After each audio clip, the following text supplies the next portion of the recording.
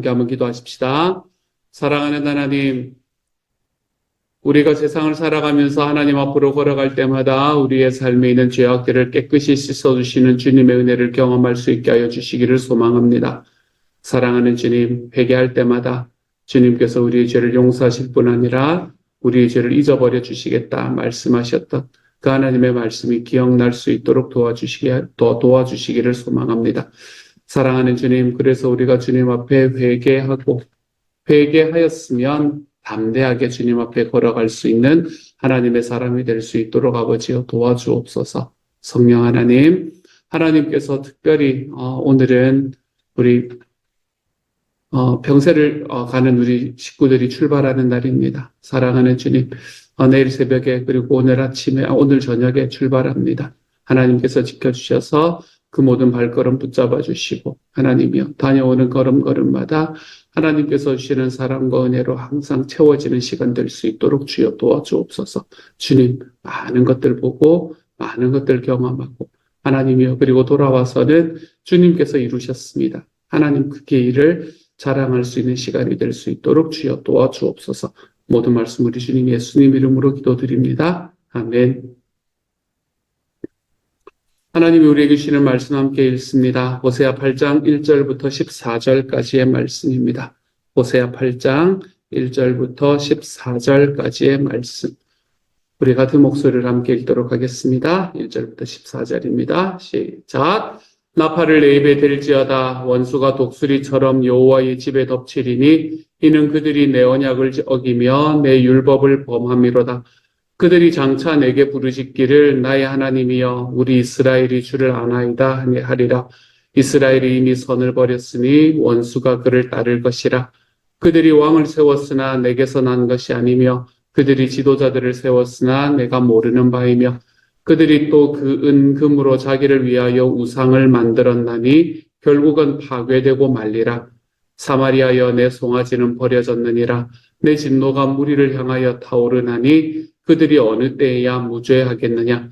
이것은 이스라엘에게서 나고 장인이 만든 것이라 참신이 아니니 사마리아의 송아지가 산산조각이 나리라. 그들이 바람을 심고 광풍을 거둘 것이라. 심은 것이 줄기가 없으며 이삭은 열매를 맺지 못할 것이요 혹시 맺을지라도 이방 사람이 삼키리라. 이스라엘은 이미 삼켜졌은즉 이제 여러 나라 가운데 있는 것이 즐겨 쓰지 아니하는 그릇 같도다. 그들이 홀로 떨어진 들나귀처럼 아수르로 갔고 에브라임이 값주고 사랑하는 자들을 얻었도다. 그들이 여러 나라에 값을 주었을지라도 이제 내가 그들을 모으리니 그들은 지도자의 임금이 지워준 짐으로 말미암아 쇠하기 시작하리라.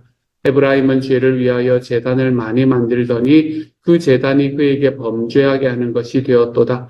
내가 그를 위하여 내 율법을 10,000가지로 기록하였으나 그들은 이상한 것으로 여기도다.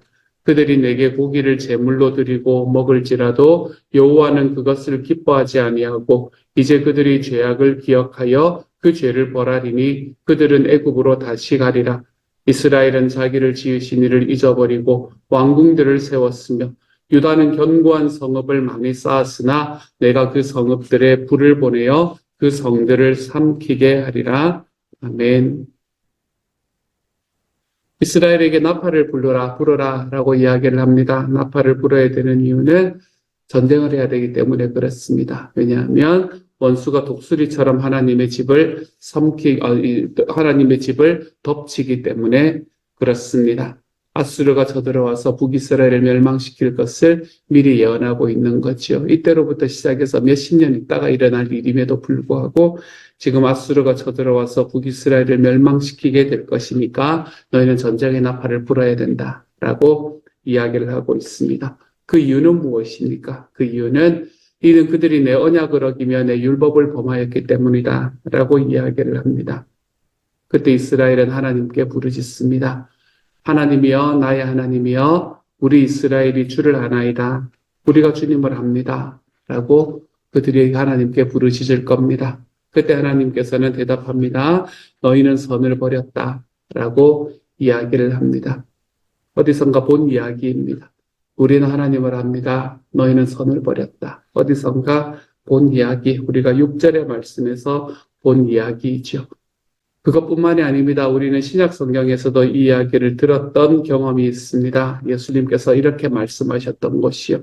나더러 주여 주여 하는 자마다 다 천국에 들어갈 것이 아니고 다 하늘에 계신 내 아버지의 뜻대로 행하는 사람이라야 들어갈 거다. 우리가 주님을 압니다. 너희가 내 선을 버렸다. 라고 이야기하시는 이 말씀은 나더러 주여 주여 이야기하는 사람, 내가 주님임을 안다라고 말하는 사람이 천국에 가는 게 아니고 내 아버지의 뜻대로 행하는 사람이라야 들어간다라는 말씀과 연결이 되어 있습니다.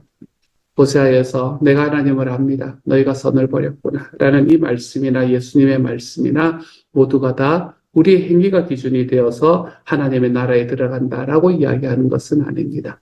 그렇다기보다는 정말 하나님의 자녀가 되었다면 마땅히 선을 행해야 되지 않느냐. 이걸 말하고 있는 거죠. 야고보는 이것을 가지고 행함이 없는 믿음은 죽은 믿음이다 라고 선포하기까지 합니다. 그러므로 하나님을 안다라는 것은 내가 머리로 하나님을 알고 있습니다 라는 것에서 그치는 것이 아니라는 게 너무 분명합니다. 머리로 알게 된 지식은 나의 가슴으로 내려와서 내 마음을 감동시켜야만 합니다. 그리고 다시 손발로 내려와서 내 삶의 선을 행하도록 만들게 되어야 하는 겁니다. 그럴 때야 우리가 하나님을 안다라고 이야기할 수 있게 됩니다. 생명의 삶을 하다 보면 우리가 하나님 그리스도인의 삶에서 가장 중요한 하나님께서 우리에게 주신 모든 계명 중에 가장 중요한 계명은 무엇입니까? 그리스도인의 삶에서 가장 중요한 것은 무엇입니까? 라는 질문으로부터 시작합니다. 우리는 그 질문에 대해서 관계다라고 이야기를 하죠. 마태복음 22장의 말씀을 놓고 우리는 관계다라고 이야기를 합니다. 마태복음 22장의 말씀은 무엇이라고 이야기하냐면 예수님을 시험하기 위해서 그 바리새인들 중에서 한 율법학자가 예수님께 나타나서 질문을 합니다. 예수님, 당신이 참 좋고 선한 분이신 것을 내가 압니다. 근데 한 가지 제가 질문이 있습니다. 하나님께서 우리에게 주신 율법 중에서 어떤 계명이 가장 중요합니까? 라고 질문을 합니다. 그 질문에 대해서 예수님께서는 대답하십니다. 내 하나님을 내 마음을 다하고 내 목숨을 다하고 내 힘을 다해서 사랑해라. 이것이 으뜸가고 처음 가는 계명이고 둘째는 이것과 같은데 내 이웃을 내 몸과 같이 사랑해라. 라고 이야기하는 말씀으로 이 율법학자에게 나아가지요. 이것을 우리는 하나님과의 관계, 사람과의 관계, 예수님께서 우리에게 말씀하신 그리스도인의 삶 중에서 하나님의 말씀 중에서 가장 중요한 것은 바로 관계다라고 이야기를 하는 겁니다. 관계. 우리가 이것을 이야기할 때 여기까지 이야기하면 모두가 다 예수님을 믿는 사람이면 대부분 다 고개를 끄덕끄덕 하십니다.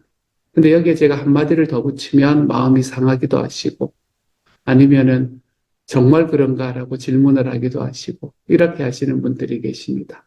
그래서 제가 어떤 말을 덧붙이게 되냐면 똑같은 이야기인데 이런 말을 덧붙이죠. 예수님께서 하나님을 사랑하는 것이 먼저이고 이웃을 사랑하는 것이 둘째다라고 이야기하고 그 둘 사이는 이것과 같다. 다시 말해서 질적인 차이는 하나도 없는 계명이다. 그러므로 우리는 보이지 않는 이웃을 사랑하지 않으면서 보이는 이웃을 사랑하지 않으면서 보이지 않는 하나님을 사랑한다는 것은 거짓말이다. 라고 이야기하면 그때부터 마음에 걸려 하시는 분들이 생기기 시작합니다. 내가 하나님을 믿고 내 하나님을 사랑한다라는 건 알지만 이웃에 대해서는 자신이 없는 것 같습니다. 비슷한 이야기입니다. 오늘의 말씀에서도 우리들이 머리로 하나님을 알고 있다라고 이야기하는 것은 우리의 삶을 움직일 수 있는 능력이 되지를 못합니다. 내가 아는 것을 여러분 얼마나 많은 걸 알고 계십니까? 하지만 그 아는 것이 내 삶에 영향을 미치던가요? 하나님을 안다는 것은 그런 게 아닙니다. 하나님을 안다는 것은 하나님과의 관계와 이웃과의 관계가 질적으로 차이가 없는 거구나. 그걸 안다면 내가 하나님을 사랑한다는 것은 내 이웃을 사랑하는 것으로 증명해낼 수 있는 것이겠구나.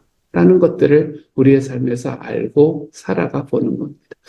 오늘의 말씀에서 이야기하듯이 우리들의 삶 속에서 머리로 하나님을 아는 것이 아니라 그것이 나의 가슴에 내려와 내 마음을 적시고 나의 손발로 내려와서 선을 행하게 만드는 것. 그때야 우리가 하나님을 알게 된다라고 이야기하는 겁니다. 이처럼 하나님을 아는 것은 경험으로 아는 것인 것 같습니다.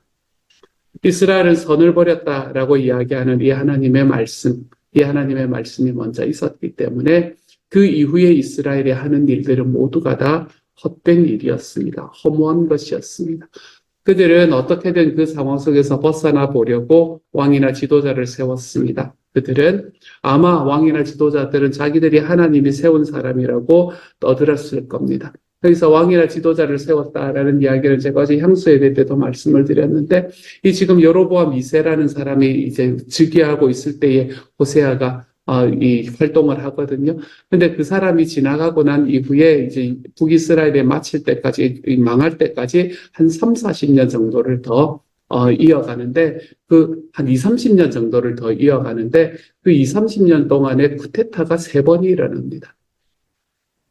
여기서 말하는 왕이나 지도자는 백성들이 세웠다는 이야기가 아니라 자기가 스스로 왕이다, 내가 지도자다라고 이야기하며 나타났던 사람을 말합니다. 그래서 그들은 아마 자기들이 하나님이 세운 사람이라고 떠들면서 나타났을 겁니다. 그런데 하나님께서는 그 사람들을 두고 그들은 내가 모르는 사람들이다라고 이야기를 합니다.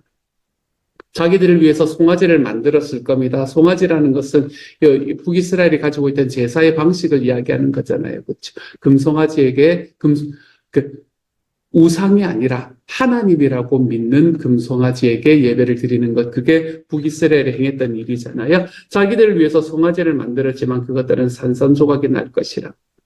자기의 삶을 위해서 뭔가를 심는다고 하겠지만 그것은 모두 줄기도 없고 열매도 없는 바람과 같은 것이 될 거다라고 이야기를 합니다. 무슨 말입니까? 열심히 산다고 살았는데, 너무너무 열심히 살았는데 시간이 지나고 나이가 들어가니 뭔가 허무함을 느끼는 사람들이 있습니다. 내가 참 열심히 살았는데 내가 시간을 놓고 돌아보니 허무합니다 라고 이야기하는 분들이 계십니다. 여러분, 그런 분들에게 복음을 전해야 합니다. 그런 분들이 우리의 삶에서 복음이 필요한 사람들입니다. 그 복음은 어떤 복음입니까? 자기들이 알고 있는 것보다 훨씬 더 큰 그림이 있음을 하나님 안에서 알려주어야 합니다. 그들이 돌아가야 될 크신 분이, 그들을 사랑하는 정말 크신 분이 그들에게 있음을 우리는 알려주어야 합니다. 또한 우리가 제대로 하나님을 알지 못한 채 하나님께서 인정하시지 않는 헛된 일들을 통해서 무언가 허무한 것을 거두고 있지는 않은가, 이것도 한번 돌아봐야 됩니다. 내 삶은 하나님께서 인정하시는 것을 거두는 삶을 살고 있는가, 아니면 헛된 것을 거두고 있는가. 내가 생각할 때 하나님이 이거 하면 기뻐하실 거야 라고 이야기하는 것을 열심히 하다가 결국에는 주님 앞에 검증받지도 못하고 헛된 것을 거두는 삶을 살고 있지는 않는가. 한 번쯤 돌아봐야 됩니다. 어쩌면 우리는 주님 앞으로 돌아간다, 주님 앞으로 나아온다 라고 나왔는데 주님은 여전히 너희는 내게로 좀 돌아와라 라고 말씀하고 계시는지도 모르겠습니다. 사랑하는 여러분, 내가 생각하는 하나님의 모습이 아니라 하나님께서 기뻐하시는 자리에 내가 사용될 수 있는 하나님의 사람이 되어가시기를 소망합니다. 내가 생각하는 주님의 일을 하지 마십시오. 내가 생각하는 주님의 일이 아니고 하나님께서 일하시고 기뻐하시는 곳에 내가 사용될 수 있게 하여 그렇게 살아가는 사람들이 되시기를 소망합니다. 내가 거기에 사용되며 살아갈 줄 아는 사람. 주님 앞에 뭔가 큰 일을 해드리는 것이 아니라 주님께서 마음껏 사용하실 수 있는 사람이 되어갈 수 있는 하나님의 사람이 좀 되어갔으면 좋겠습니다. 호세아의 말씀은 비유를 자주 이야기한다라고 말씀을 드렸습니다. 호세아의 말씀은 비유가 참 많이 나옵니다. 어제의 비유 기억이 나십니까? 화덕 같다 이야기했고요. 그리고 또 뒤집지 않은 전병 같다. 이런 이야기들이 자주 나옵니다. 어리석은 비둘기 같다. 이런 이야기들도 어제의 말씀에서 나타났던 이야기이죠. 오늘의 말씀에서도 호세아는 다른 나라를 향해서 달려가는 이스라엘을 비판하면서 뭐라고 이야기를 하냐면 즐겨 쓰지 않는 그릇이다 라고 비판을 하는 것을 보게 됩니다.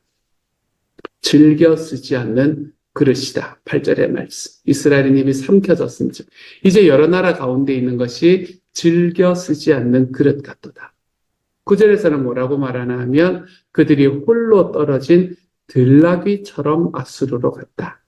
즐겨 쓰지 않는 그릇이나 홀로 떨어진 들나귀 이런 것으로 이스라엘을 묘사하고 있는 것을 보게 됩니다. 즐겨 쓰지 않는 것 그릇이라는 말은 무슨 이야기일까? 이건 그냥 쓰레기 같은 거다 이렇게 이야기하는 것하고는 좀 뉘앙스가 다릅니다. 우리가 그릇이라는 이야기가 말씀에서 어떻게 나오는지를 알고 있기 때문에 그렇습니다. 사도 바울이 디모데후서에서 이렇게 이야기합니다. 누구든지 자기를 깨끗하게 하면 귀히 쓰는 그릇이 되어 거룩하고 주인의 쓰심에 합당하며 모든 선한 일에 준비함이 될 것이다 라고 말씀하고 있습니다. 어떤 그릇이 하나님 앞에 귀히 쓰는 그릇이 된다고요? 깨끗한 그릇이 그렇게 된다는 겁니다. 우리는 용도에 따라 다양한 그릇을 사용합니다. 여러분, 목장을 할 때는 목장을 위한 그릇이 나오고, 식사를 할 때는 가족의 식사를 위한 그릇이 나옵니다. 또한 파티를 하기 위해서는 형형색색의 그릇을 사용하기도 하고, 그냥 단순하고 정갈한 밥상을 만들기 위해서 깨끗한 흰 그릇을 사용하기도 하지요. 때로는 좀 정겨움을 나타내기 위해서 투박한 나무 그릇 같은 것들을 사용하기도 합니다. 생각해보면, 우리가 그릇을 사용할 때 제일 중요한 것은 무엇인가 하면 그릇의 색깔이나 질감 이런 게 중요한 게 아닌 것 같습니다. 그 그릇이 깨끗한가라는 것이 가장 중요하죠. 그릇이 좀 어울리지 않더라도 깨끗하면 사용할 수 있습니다. 하지만 더럽다면 아예 사용할 수가 없기 때문에 그렇습니다. 우리도 하나님께서 귀하시게 사용하는 그릇이 되기 위해서 우리가 필요한 것은 뭔가 하면 우리가 깨끗한 그릇이 되어야 합니다. 많은 사람들은 질그릇이 아니라 금그릇이 되는데 신경을 씁니다. 더 좋은 그릇이 되려고, 더 감 나가는 그릇이 되려고 신경을 씁니다. 이렇게 신경을 쓰다가 정작 깨끗하게 되어서 하나님이 사용하게 만드는 데는 소홀해지는 때를 경험하게 되는 것 같습니다. 여러분, 아무리 화려한 금그릇이라고 하더라도 그것이 깨끗하지 않으면 하나님께서는 합당하게 쓰실 수가 없습니다, 여러분. 그렇기 때문에 우리는 깨끗한 그릇이 되어야 합니다. 우리는 금그릇이 되는 것이 아니라 깨끗한 그릇이 되어야 하는 것이지요. 9절에 보면 홀로 떨어진 들나귀라고 이야기를 합니다. 홀로 떨어진 들나귀, 성경에서 들나귀라고 이야기할 때는 고집스럽다라는 것과 연결된다고 생각하시면 됩니다. 나귀는 고집스러운 존재로 성경에서는 등장합니다. 고집스럽게 하나님께로 오지 않는, 하나님께 길들여지지 않는 사람들, 그것을 홀로 떨어진 들나귀다라고 이야기를 하고 있죠. 하나님께 길들여지고 좀 하나님께로 돌아와야 되는데 혼자 독립적인 척하다가 결국 아수르로 가는 어리석은 모습. 사실 모든 사람들은 결국 물드는 존재이며 길들여지는 존재입니다. 문제는 어디에 물드느냐, 어디에 길들여지느냐가 문제가 될 뿐입니다. 하나님을 믿고 하나님께로 쫓아오는 것이 의미가 없다고, 그렇게 하면 내 삶은 어디에 가냐고 그렇게 이야기하며 하나님 앞에 버팅기는 사람들이 결국에는 다른 것에 길들여져서 살아가는 것을 보게 됩니다. 여러분, 하나님께 길들여지지 않으면 내 마음대로 살 수 있을 것 같죠? 그렇지 않습니다. 여러분. 다른 무언가에 길들여져서 살게 됩니다. 돈에 길들여지겠지요, 뭐. 내 유익에 길들여지겠지요, 뭐. 나의 레저에 길들여지겠지요, 뭐. 우리는 하나님께 길들여지지 않으면 나를 위한 무언가에 길들여집니다. 그리고 그렇게 길들여지는 것은 하나님 앞에서 우리의 영원한 생명을 쫓아가는 길에는 아무런 의미가 없는 허무한 것들에 불과합니다. 그렇기 때문에 길들여지지 않는 홀로 있는 이 들나귀, 여러분, 이런 고집스러움으로 나아오지 않기를 소망합니다.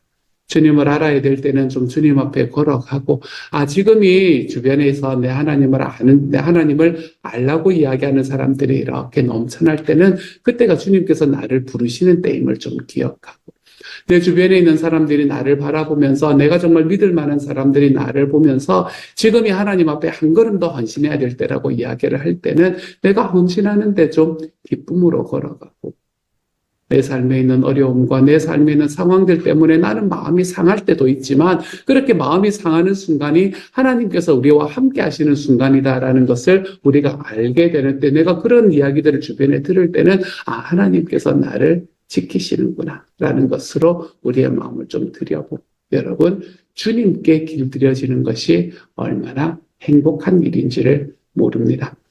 그렇게 즐겨 쓰지 않는 그릇 홀로 떨어진 들나귀처럼 하나님을 떠나서 이방 나라에 몸을 맡긴 이스라엘 백성들은 그들의 포악한 압제로 인해서 쇠약해지기 시작합니다. 우리도 마찬가지입니다. 우리의 삶에서 주님을 떠나서 주님 이외의 다른 것에 길들여지기 시작을 하면 우리의 삶은 쇠약해지기 시작을 합니다. 하나님을 떠나면 자유가 있을 것으로 생각하지만 사실은 진정한 자유는 하나님의 사랑 안에서 발견하는 거거든요. 여러분 물고기가 물 밖을 떠나면은 자유는 갖겠지만 죽음을 맞는 것과 마찬가지입니다. 우리들은 하나님께서 즐겨 쓰시는 그릇이 되어야 하겠습니다. 하나님께서 길들여지시는 나귀가 되어야 되겠습니다. 그것이 우리의 진정한 자유, 우리의 풍성한 삶을 맛보게 하는 통로가 될 겁니다. 사랑하는 여러분, 주님께 길들여 주십시오. 사랑하는 여러분, 주님께서 즐겨 쓰시는 그릇이 되어 가십시오. 금그릇 안 돼도 됩니다, 여러분. 좋은 그릇 안 돼도 됩니다. 하나님께서는 우리가 어떤 그릇의 모습이건 하나님의 눈에는 마스터피스라고 이야기를 하십니다.